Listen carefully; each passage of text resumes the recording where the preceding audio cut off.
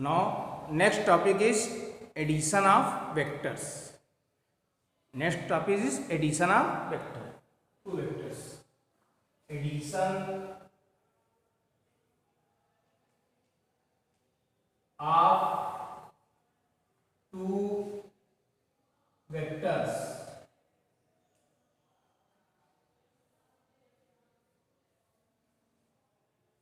Since vector has both magnitude and direction, so they cannot be added simple algebra method. Now there are four methods for the addition of the vector. First method, suppose we have given two vectors, vector A and vector B.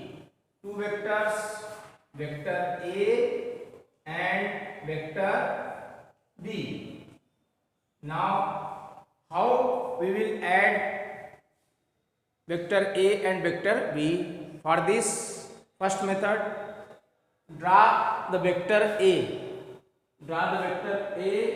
First we draw vector A, and this is the magnitude of the vector and this is the arrow indicate direction.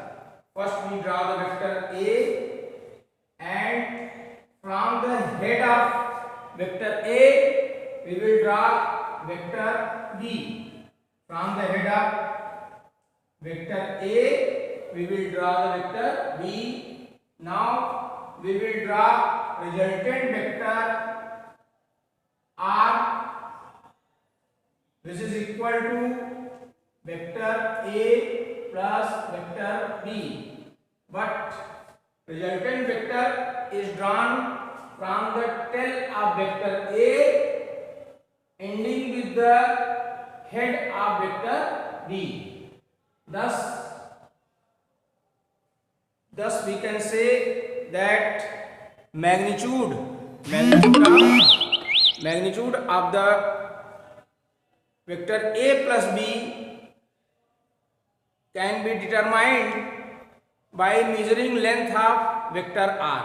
Magnitude of vector A plus B can be determined by measuring the length of vector R, and its direction can be determined by measuring the angle between vector R and vector A or vector B. This is the first method for the addition of two vectors. Now we will discuss second method for addition of two vectors. For this, first we draw the vector B. First we draw the vector B. Now we will draw the vector A from head of the vector B. We will draw vector A from the head of vector B and tail of vector A. Now we will draw resultant vector from the tail of vector B ending with the head of vector A. Thus resultant R is equal to vector A plus vector B. This is the second method for addition of two vectors. Now what is the third method for the addition of two vectors?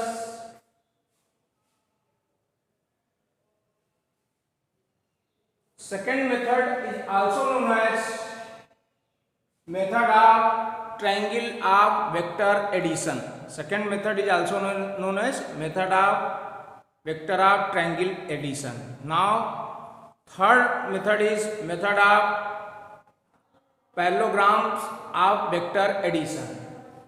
What is third method?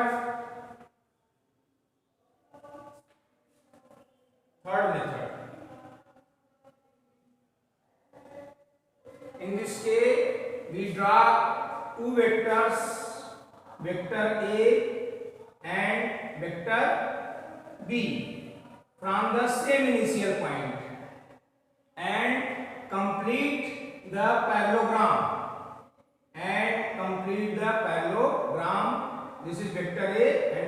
vector B. We have already studied parallelograms of law of vector addition. If two vectors are represented in both magnitude and direction by two adjacent sides of the parallelogram, then their resultant is represented in both magnitude and direction by the diagonal of the parallelogram.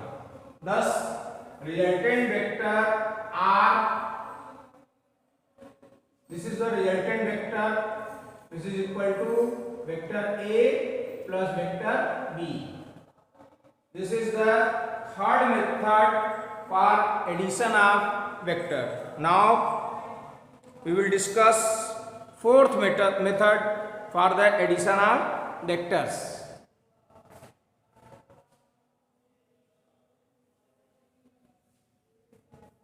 Fourth method for the addition of vectors.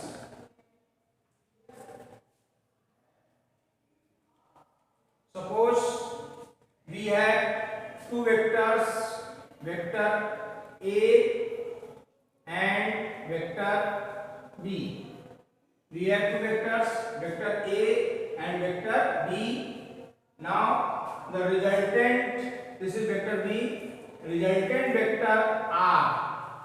Resultant vector R is sum of vector A and vector B when vector A and vector B are parallel. That is, angle between them is 0. In this case, magnitude of the resultant vector, in this case, magnitude of the resultant vector R will be equal to vector A plus vector B. Now, if two vectors are in opposite direction, then how we will add this? Suppose this is the vector A and this is the vector B. This is the vector B. Now resultant vector is R. Here we can say when angle between vector A and vector B is 180 degree. Angle between vector A and vector B is 180 degree. Then magnitude of vector R, magnitude of the vector R is minimum. Magnitude of vector R, magnitude of vector R is minimum, that is vector A minus vector B, that is vector A minus vector B. This is possible when vector A is greater than vector B. When vector A is greater than vector B, or if vector A is less than vector B, then it become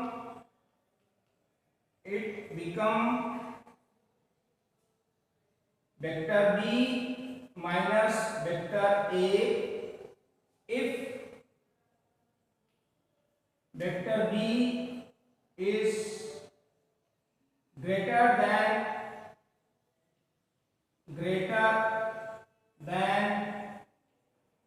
vector A. This is the fourth method for the vector addition. Now we will discuss addition of more than two vectors.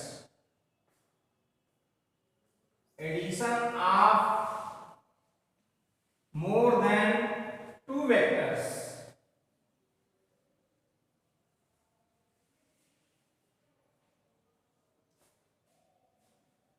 Addition of more than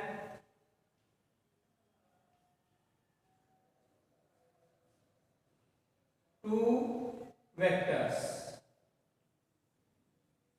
Now we will discuss addition of more than two vectors. Suppose this is vector A and this is vector A and this is vector B and this is vector C and this is vector D. Now how will we add vector A, vector B, vector C and vector D? For this we have three methods. In first method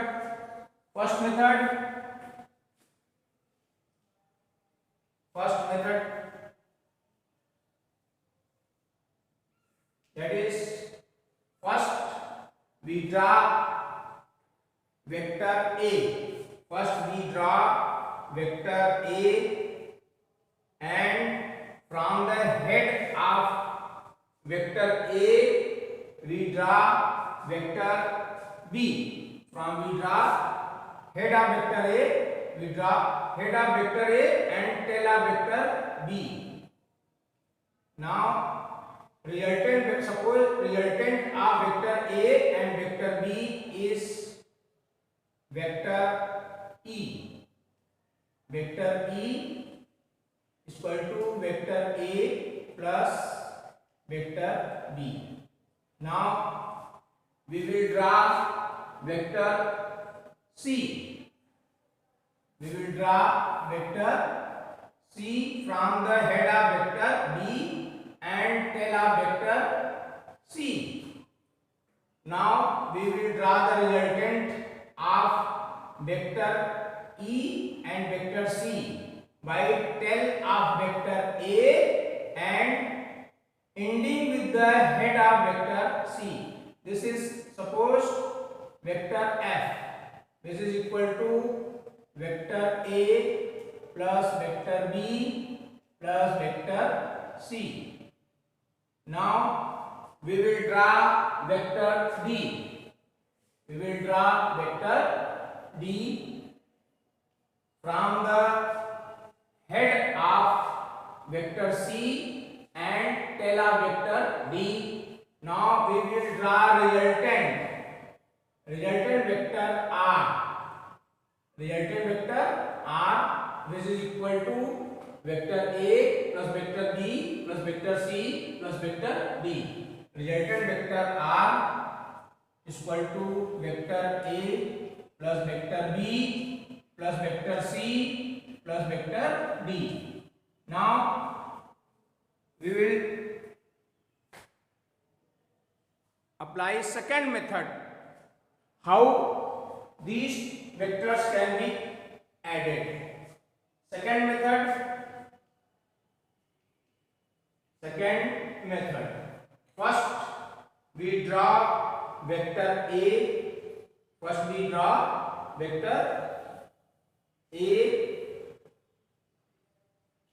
Now from the head of vector A we draw the vector B.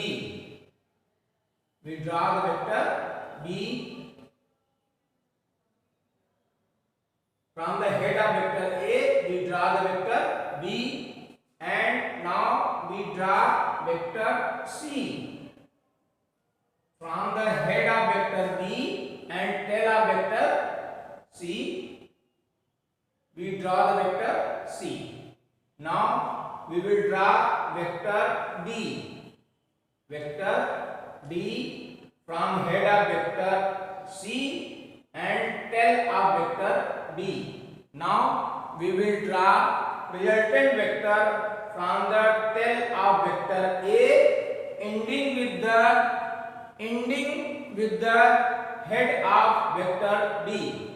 Thus resultant vector R dash is equal to vector A plus vector B plus vector C plus vector D.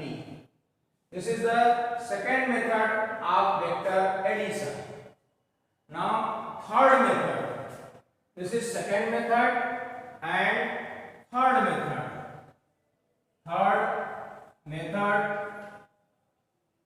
for the addition of vector A, vector B, vector C and vector D. First we draw the vector A. Now we will draw the vector C from the head of vector A and tail of the vector C. We will draw vector C from the head of vector A and tail of vector C. Now we will draw vector D from the head of vector C and tail of vector D. This is vector D. Now we will draw vector B from the head of vector D. This is vector B. Now the resultant vector, this is the resultant vector. This is the resultant vector R. This is drawn from the tail of vector A ending with the head of vector B. Suppose this is resultant vector R double dash. This is my figure first. This is my figure second. This is my figure third. Here resultant vector R double dash is equal to vector A plus vector B plus vector C plus vector D. From the figure first, second and third, we see that resultant vector R is parallel from figure first, second, third, from figure first, second, third, R, vector R is equal to vector R dash is equal to vector R double dash. Resultant vector is parallel and in the same direction and equal length. That is vector R is equal to vector R dash is equal to vector R double dash. Now next topic we will discuss next topic, subtraction of vectors. Subtraction of vector. How we will subtract vectors? For this subtraction of vectors,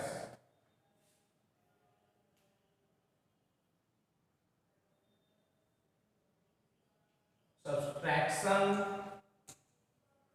of vectors. Now suppose this is vector A and this is vector B. Now how we will subtract vector B from vector A? For this, first we draw the reverse of vector B. Reverse of vector B, that is, this represent minus vector B. Now how we will subtract vector B from vector A? First we draw vector A. First we draw the vector A. Now from the head of vector B we draw vector minus B. Vector minus B. Now we will draw resultant vector B, R. Resultant vector R, which is equal to vector A minus vector B. This is the first method for the subtraction of two vectors. Now we will discuss what is alternative method. How alternative method for the subtraction of two vectors. For this, alternative method, for this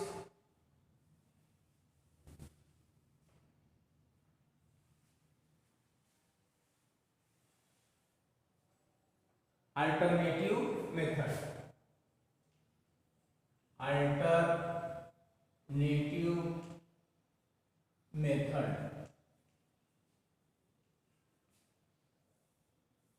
for this, suppose we have two vectors, vector A and vector B. Suppose this is vector A and this is vector B. Suppose we have to subtract vector B from vector A. For this, we draw vector A. First we draw vector A, and now we draw vector B from the same initial point. First we draw vector A, then we draw the vector B from the same initial point. If we have to subtract vector B from vector A, we draw resultant vector R from the head of vector B, ending with the head of vector A.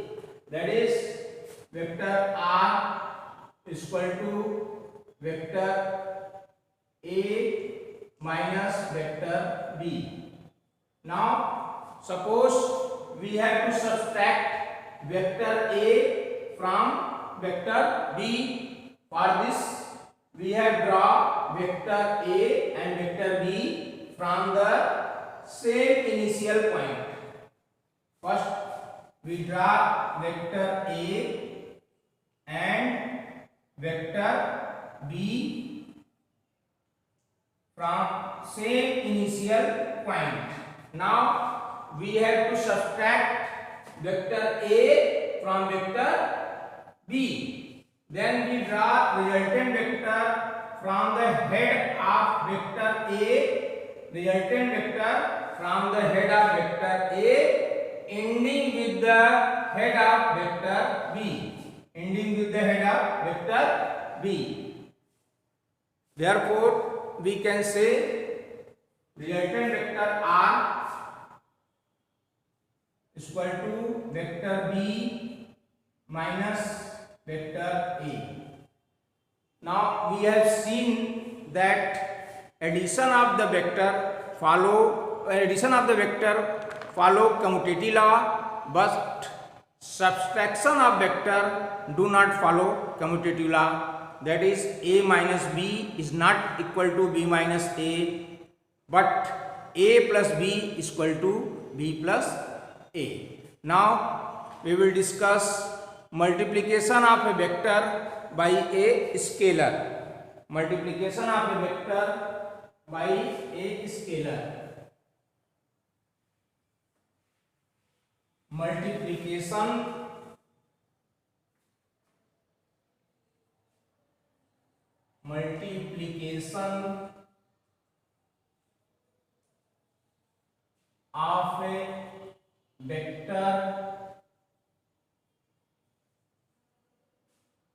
by a scalar. For this, we will discuss multiplication of a vector by a scalar. For this, on multiplying vector A by a scalar, or say on multiplying vector A by a scalar or a number k, a vector R is obtained. A vector R is obtained, resultant vector r is obtained, which is equal to k times vector a. A resultant vector r is obtained, which is k times vector a. Now magnitude of the resultant vector r is k times the magnitude of vector a. Magnitude of vector r is k times the magnitude of vector a, and direction of vector r is same as that of vector a. Now suppose if a vector a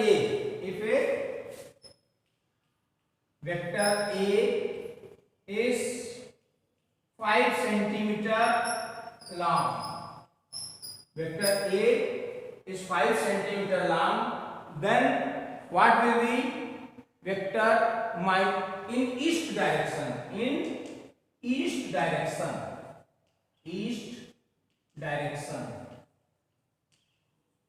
Vector a is 5 centimeter long in east direction, then what will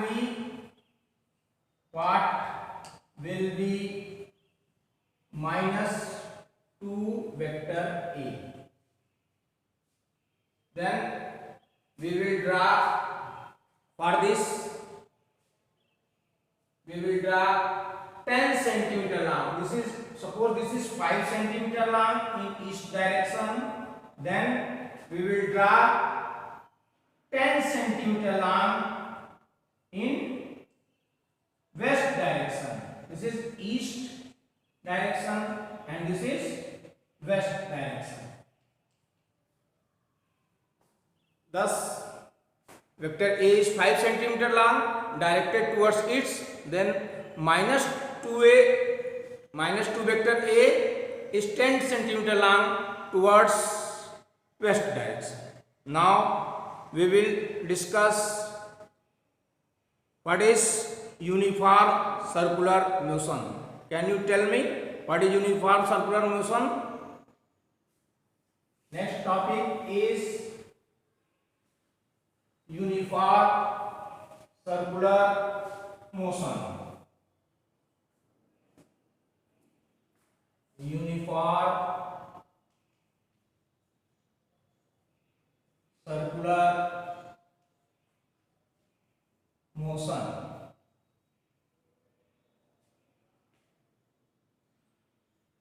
Uniform circular motion.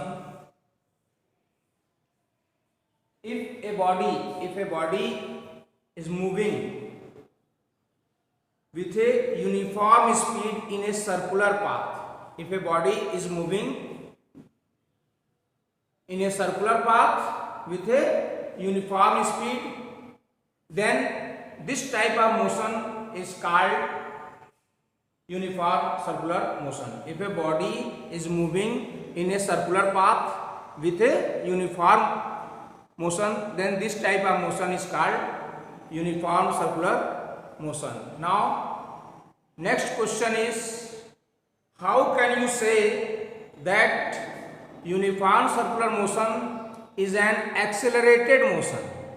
Uniform circular motion is an accelerated motion. For this, let us draw diagram. This is suppose vector, this is radius,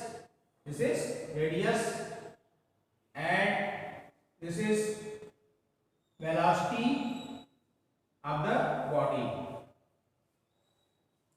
When a body, this is the radius, when a body is moving in a circular path, then speed of the body remains constant, but direction changes continuously due to that is velocity changes continuously, because due to change in the direction of the motion, now rate of change of velocity is called acceleration. Therefore uniform circular motion is an accelerated motion.